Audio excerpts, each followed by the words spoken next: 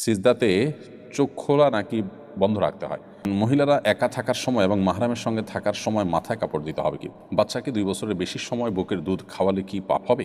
সালাতে রাকাত সংখ্যা ভুলে গেলে করণীয় কি? স্বামীকে তালাক দিয়ে একই কাজী অফিসে প্রেমিককে বিয়ে করেছেন, রাজশাহীতে এই ঘটনাটি ঘটেছে। এই বিয়ে কি বিশুদ্ধ হয়েছে? মসজিদের চেয়ারে বসে জামাতে নামাজ পড়া কতটুকু শরীয়ত সম্মত? বলা হয়ে থাকে 2 হাঁটু উঠিয়ে খাওয়া সুন্নাহ, এটা কতটুকু সত্য? 9 বছর বয়সের বাচ্চা তার বাবা মায়ের সাথে কি ঘুমাতে পারে? ইসলাম শরীয়ত কি বলে? শুক্রবার মারা গেলে তার জন্য কি পরকালে হিসেব সহজ হয়? ইতিমধ্যে অনেক প্রশ্ন আমার কাছে চলে এসেছে, আসুন আমরা সেই সমস্ত প্রশ্নের উত্তরে প্রবেশ করি। আপনি নীরব আহমদ, আপনি লিখেছেন বলা হয়ে থাকে 2 হাঁটু উঠিয়ে খাওয়া সুন্নাহ, এটা কতটুকু সত্য? 2 হাঁটু উঠিয়ে খাওয়া সুন্নাহ। নবী করিম সাল্লাল্লাহু আলাইহি ওয়াসাল্লাম সাধারণত খাবারের ক্ষেত্রে তিনি যেটা করতেন যে খুব আয়েশ করে বা হেলান দিয়ে খেতেন না, এতটুকু হাদিসের আলোকে প্রমাণিত।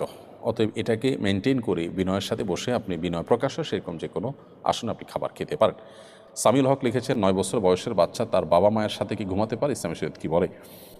ঘুমাতে পারে, তবে যত 10 বছর বয়স থেকে যদি বিছানা পৃথক করতে হয় জন্য আগে থেকে 9 বছর থেকে তাদেরকে আলাদা শোয়ার জন্য নানাভাবে উদ্যোগ নেওয়া উচিত। তবে 10 বছর পর্যন্ত বাবা মার সাথে তারা ঘুমাতে পারে। মুন্নি আক্তার, আপনি লিখেছেন মহিলারা একা থাকার সময় এবং মাহরামের সঙ্গে থাকার সময় মাথায় কাপড় দিতে হবে কি, দিতে কি বাধ্য? মহিলারা যখন একাকী থাকবেন মাথায় কাপড় দিতে তারা বাধ্য নন। মাহরামের সাথে যখন থাকবেন তখনও তারা মাথায় কাপড় দিতে শরীয়ত দৃষ্টিকোণ থেকে বাধ্য নন। যখন তারা পরপুরুষের সামনে যাবেন তখন তাদের মাথার উপরে কাপড় খাড়া একটু টেনে দিবেন, যাতে করে মাথা তো বটেই, এমনকি ফেসও তাদের পর্দার মধ্যে ঢেকে যায় এবং আবৃত হয়ে যায়। এটাই হলো নবী করিম সাল্লাল্লাহু আলাইহি সাল্লামের নির্দেশনা, কোরআনের নির্দেশনা। আল্লাহ বলেছেন ইউদিনিনা আলাইহিন্না মিন জালাবিবিহিন্না, ইমানদার নারীরা তারা যেন তাদের মাথার উপরে কাপড় যেন টেনে দেয়।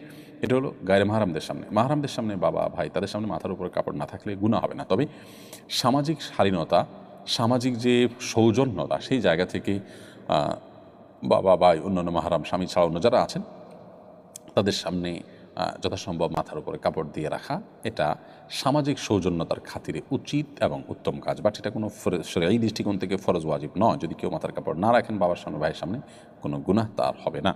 যেহেতু সমাজে এটাকে সম্মান প্রদর্শন অসম্মান প্রদর্শনের ব্যাপার মনে করে এবং এখানে ব্যক্তির উপরে কোনো প্রকার জুলুমও হয় না, অতএব মাথার কাপড় দিয়ে আপনি মাহরাম পুরুষদের সামনে থাকলে সেটা উত্তম হয়, ভালো হয়। জাস্ট আপনার প্রতি তাদের কোনো ভুল ধারণা তৈরি হলো না, সেই জায়গা থেকে শরীয়তের কোনো নির্দেশটা না যে আপনাকে সেখানে মাথা কাপড় দিয়ে থাকতে হবে। সো মাথা কাপড় পরে গেছে বা ছিল না, এর কারণে কোনো গুনাহ আপনার হবে না, এটা পরিষ্কার। লামিসা ইউকে লাইফ, এই আইডি থেকে আপনি লিখেছেন বাচ্চাকে 2 বছরের বেশি সময় বুকের দুধ খাওয়ালে কি পাপ হবে? না খাওয়ালে কান্নাকাটি করে এবং সিন ক্রিয়েট করে। বাচ্চাকে 2 বছর আমরা দুধ পান করাতে পারবো, আমাদের মায়েরা দুধ পান করাতে পারবেন। বুকের দুধ 2 বছরের বেশি যদি পান করানো হয় তাহলে সেক্ষেত্রে সেটা গুনাহ হবে, এটা জায়েজ হবে না। এটাই হলো হানাফি উলামা ইকরামের ফতোয়া এবং এটি অধিকতর বিশুদ্ধতর মত।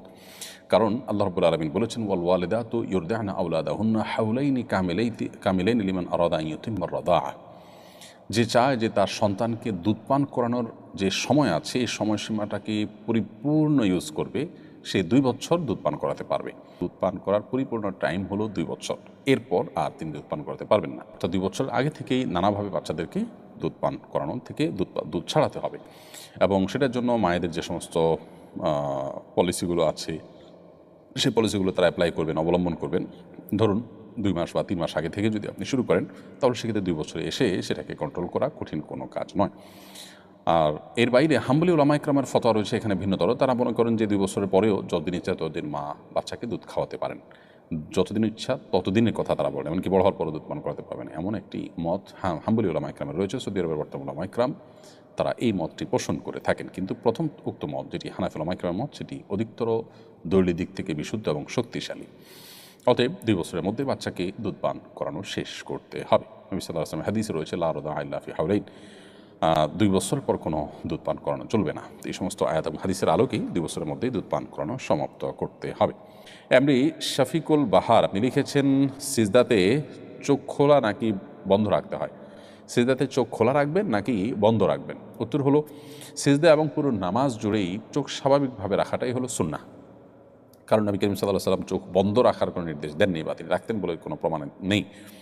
বাট কেউ যদি চোখ বন্ধ করলে তার মনোযোগটা একটু বেশি থাকে তাহলে তার জন্য জায়েজ আছে। অতএব এটা সিজদা হোক আর দাঁড়ানো হোক একই কথা প্রযোজ্য হবে, যে সিজদা গেলে আমি চোখ বন্ধ করলে খুব বেশি মনোযোগ হয়, ওকে বন্ধ রাখতে পারেন আপনি, এটা মনোযোগ রাখার প্রয়োজন আপনি করতে পারেন। তবে এটাকে সিস্টেম বানানো, অর্থাৎ মনোযোগ রাখার ইস্যু না, ইস্যু হলো যে চোখ বন্ধ করে নামাজ পড়াটাকে উত্তম মনে করি আমরা, এরকম যদি হয় তাহলে এটা ভুল হবে। কারণ কোনো কোনো বর্ণনা ইয়াহুদিরা এটি করেন।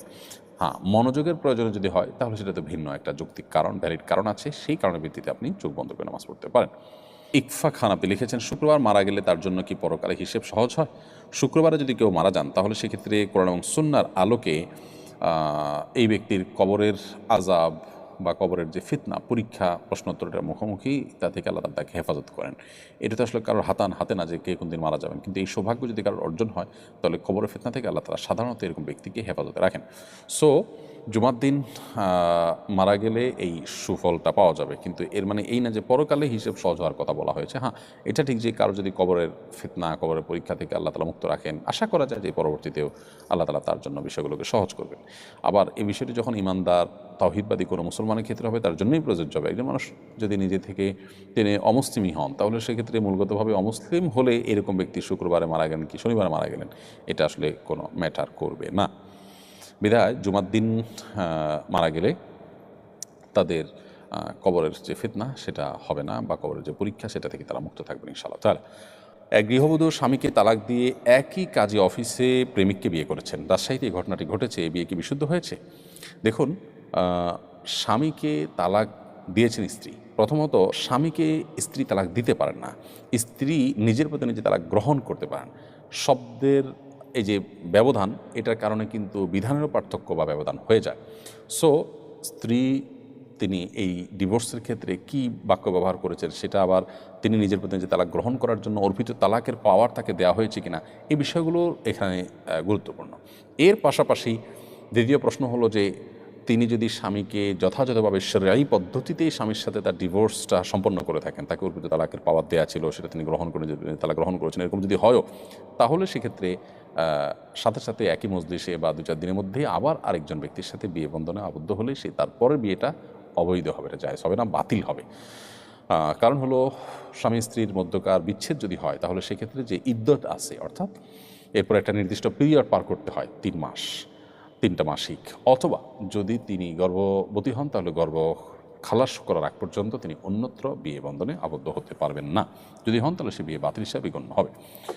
আনিসা মুস্কান আপনি লিখেছেন, সালাতে রাকাত সংখ্যা ভুলে গেলে করণীয় কি? সালাতে যদি আপনি রাকাত সংখ্যা ভুলে যান তাহলে সেক্ষেত্রে আপনার করণীয় হবে যে দেখতে হবে যে আপনার কোনো একটা দিকে মন বেশি টানে গিয়া। ধরুন আপনি দ্বিতীয় নাকি তৃতীয় রাকাতের মধ্যে আছেন, অথবা তৃতীয় নাকি চতুর্থ রাকাতের মধ্যে আছেন, এটা নিয়ে আপনার ডাউট হচ্ছে। তাহলে মন কোন দিকে বেশি আপনার টানে? যদি মনে হয় যে না 2 এবং 3-এর মধ্যে সন্দেহ হলে আমার মনে হচ্ছে এটা 3 নম্বর রাকাতই, এটার দিকেই যদি মনের টানটা প্রবল থাকে তাহলে 3 ধরেই আপনি নামাজ পড়বেন এবং শেষে সেজদা সাহু দিয়ে নেবেন। বিশেষ করে যদি এটা আপনার জীবন ফার্স্ট টাইম হয়ে থাকে, শুরুতে হয়ে থাকে। আর যদি এরকম প্রায় হয় কিন্তু আপনি এখন অলমোস্ট বেশিরভাগই শিওর যে আপনার 3 রাকাত, অথবা বেশিরভাগই মনে হচ্ছে না 2 রাকাতই, 3-এর ব্যাপারে ডাউটটা হচ্ছে খুব হালকা, তাহলে এটাকে পাত্তা না দিয়ে আপনি কমটাই ধরে নেবেন। অর্থাৎ যেদিকে মন বেশিরভাগ টানে সেটাকে চূড়ান্ত ধরে আপনি নামাজ পড়ে নেবেন। আর যদি আপনি মাঝামাঝি দাঁড়িয়ে থাকেন, কোনো একদিকে আপনার ঝোঁকটা বেশি বা কম না হয়, তাহলে সেক্ষেত্রে আপনি কমটা ধরে নামাজ শেষ করবেন। এর সম্পর্কে নবী করিম সাল্লাল্লাহু আলাইহি ওয়াসাল্লাম পরিষ্কার একটা হাদিসে রয়েছে যে রাকাত সংখ্যা নিয়ে যখন ডাউট তৈরি হবে সেটাকে কম ধরে তারপর নামাজ শেষ করা। তাহলে এটা হবে তখন যখন আমরা কোনো প্রকার ডিসিশনে যাওয়ার মতো কোনো একদিকে বেশি ঝোঁক মনের সেটা হবে না, তখন ঠিক মাঝামাঝি যখন ঠায় দাঁড়িয়ে থাকবো তখন এই পরিস্থিতিটা হবে, অর্থাৎ তখন আমরা এটা চাইলে করতে পারবো। এই জায়গা থেকে আমরা বলবো যে সালাতের রাকাত সংখ্যা ভুল হলে দেখতে হবে যে কোনো একদিকে টান আছে কিনা। যদি টান থাকে তাহলে সেটাকে চূড়ান্ত ধরে নামাজ পড়ে শেষ করবেন।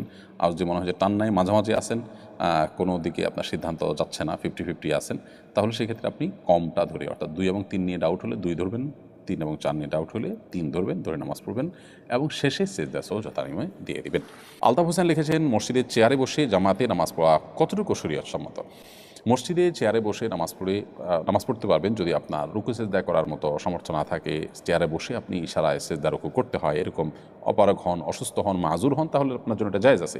এবং যে কাজ জায়েজ আছে সেটা মসজিদেও জায়েজ আছে, সেটা বাসায়ও জায়েজ আছে। তবে সামান্য একটু শরীর ব্যথা বা সামান্য একটু খারাপ লাগছে, এই যুক্তিতে আপনি মসজিদে চেয়ারে বসে গেলেন না বসে নামাজ পড়া শুরু করলেন, সেটা কিন্তু জায়েজ হবে না, কারণ এটি আপনার যে ফরজ বিধান আছে রুকু সিজদা এবং দাঁড়িয়ে সালাত আদায় করা যথাযথভাবে সেটাতে ব্যাঘাত হয়ে থাকে, সেই জন্য এটা করা সঠিক হবে না।